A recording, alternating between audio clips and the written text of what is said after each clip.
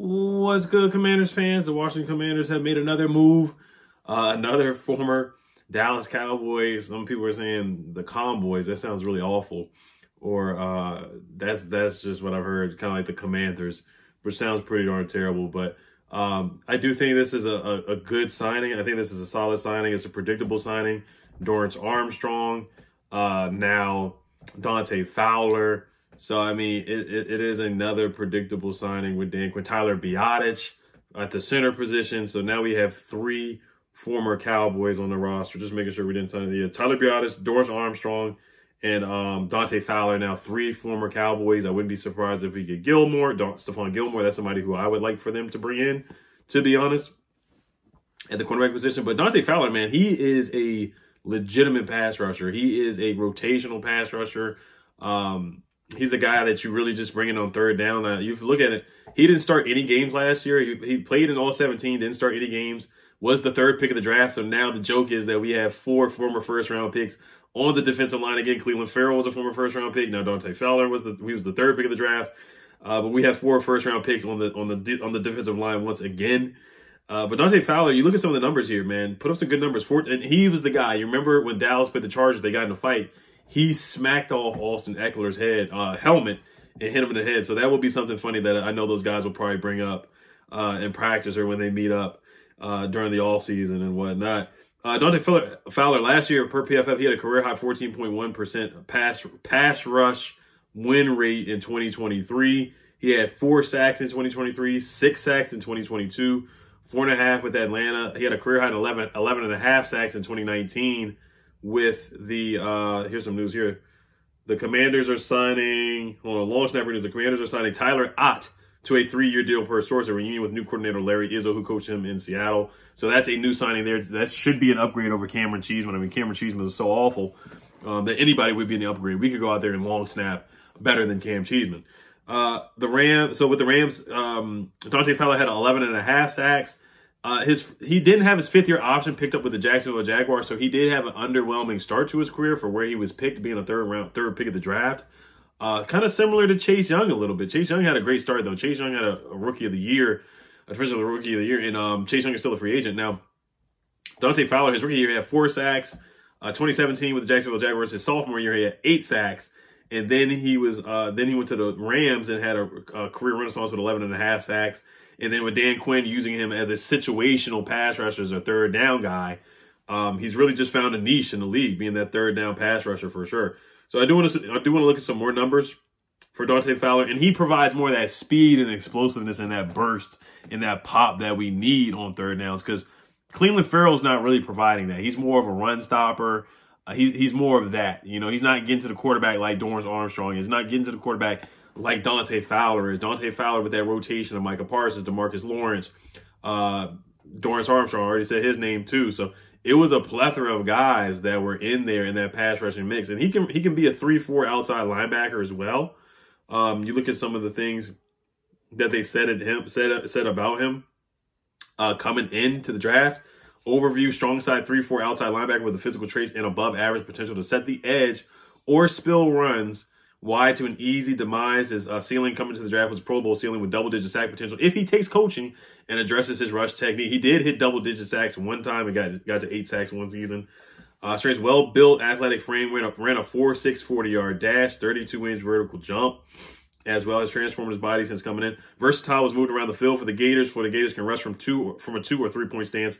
Good first step quickness, and that's what I want. I want guys that where his ball is like, where they can get to the football, they're going to play fast and physical, just like Dan Quinn and Joe Witt Jr. said as well. And he's another guy where he said wherever Dan Quinn goes, he wants to go. Just like Al Harris said, this is a quote from Dante Fowler. He says, quote, "I'm fine with just playing for him for the rest of my life," when talking about Dan Quinn. Dan Quinn recruited him to Florida, signed him in both Atlanta and Dallas. So there's a lot of ties with Dan Quinn and Dante Fowler for sure. Also, highest quick pressure rate per PFF among edges in 2023. Micah Parsons was number 1 with 18.6%. Myles Garrett, number 2 with 16.2%. Bryce Huff with the Jets, 14.6%. And then Dante Fowler was 4th in Dallas with 13.9%. Highest quick pressure rate with 2.5 seconds or less among edge rushers in 2023. If you understand what I'm saying, follow what I'm saying. Dante Fowler was 4th in the NFL among edge rushers with 13.9%. So he got to the quarterback. He would pressure the quarterback for sure. So that's a lot of things I like about Dante Fowler. I like him better than the Cleveland Will Ferrell signing. I like him better than that, than him. No knock against Cleveland Ferrell, but I like this signing more because it's a guy that we know can pass rush. We did not get to the quarterback, especially after we traded Montez Sweat and Chase Young. We did not get any pass rush. KJ Henry's still in the mix too. So I like KJ Henry being in the mix as well. Wouldn't forget about him. Dante Fowler's 29, played for Dan Quinn in Dallas the last 2 years, and with the Falcons, situational rusher with 4 sacks in 2023, 202 snaps versus the pass. Excuse me, only 65 snaps versus the run in 2023. Played for Jacksonville, the Rams, Atlanta, and Dallas, and had a career best 11.5 sacks for the Rams in 2019 as well. So that is the write-up for Dante Fowler. He was a rotational piece in Dallas, played at 25 to 30% of the snaps. So I think that's what's going to happen here. I would imagine Cleveland Ferrell plays on first and second down, and you put Dante Fowler in there as a rotational pass rusher. They have not come out with the contract details just yet for Dante Fowler. But even if you look at the 2023 season or the 2022 season, he was a menace on his 360 snaps, especially on rushing downs, 28 quarterback pressures, 6 sacks, 7 tackles for loss, 2 forced fumbles, and 2 pass deflections. So he's a guy that gets to the football. Not only is he getting to the football, but he's ripping it out and forcing the fumble. He had 1 forced fumble last year, and then 2 forced fumbles in 2022, 3 forced fumbles in 2021 as well. So he's a guy that where ball is life for sure for Dante Fowler. So I think this is a good signing for the Washington Commanders. A lot of Cowboys guys coming in. And then about Sam Howell, I haven't seen any reports about, some people are reporting that we may get a 4th round pick. I haven't seen that anywhere. But Mike Garafolo said he expects there to be trade talks with Sam Howell. He said it could also wait until after the draft, depending on how things fall or how things go with Sam Howell. Like I said, I already said I would trade Sam Howell just because you're bringing in a new quarterback in Jaden Daniels. You got Marcus Mariota. I just think that coming with a new regime and a new front office, you want to move forward with your young guy. You want to give him all the opportunities, all the reps, all the snaps to improve. And then you have Marcus Mariota to mentor him a little bit. I know it's funny to say Marcus Mariota mentors anybody, but Marcus Mariota has done some things in the league. He's made it to the playoffs. He's won a lot of games and whatnot. So he's had some success here and there. And he's a dual threat running quarterback. But Sam Howell, I like Sam, but I think most likely you probably get a 5th or a 6th round pick for Sam Howell. I just don't see a point of really keeping him around. I mean, I think there's a little potential here, but he looked awful in the last couple games. That's not his fault. Bieniemy didn't help him out at all. Hung him out there to dry. He got punch drunk. He turned into Patrick Ramsey, seeing ghosts.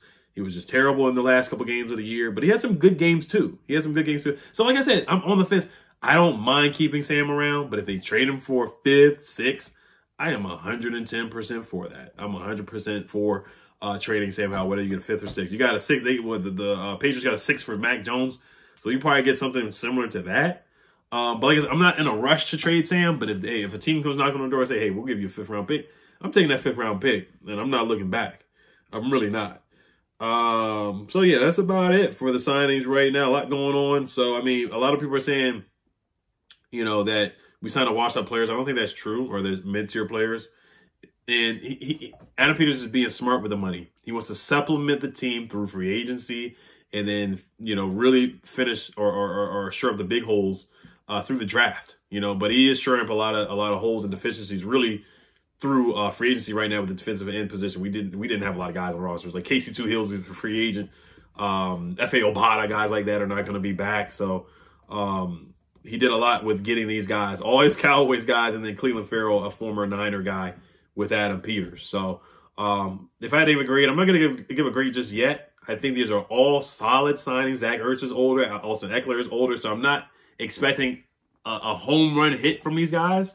But I think these are upgrades for sure. The linebacker from the Panthers, Kevin Lulu, certainly an upgrade. We've never signed a legitimate linebacker. There's been a bunch of one-year deals with David Mayo and Cody Barton, guys like that. So to see something like that, I think that's a huge upgrade with Adam Peters making that move. Other moves is kind of like a wait-and-see approach, to be honest. We still have not signed an offensive tackle. Tyron Smith is available. I certainly would take a look at him. Even though his neck and his back and all those injuries, I still would take a look at him, to be honest, and still draft a left tackle. So those are some of the names that I see out there. Wide receiver, a lot of people talking about that. Curtis Samuel, I would certainly bring him back. But other guys that are out there, I got to take a look at who's available at the wide receiver position. I think Calvin really already got picked up And then Gabriel Davis got picked up as well. Marquise Hollywood Brown, I got to take a look and see if he's available. So, but like I said, when they make another signing, I will make a video for sure. All right, you guys. Hail the Commanders. Peace.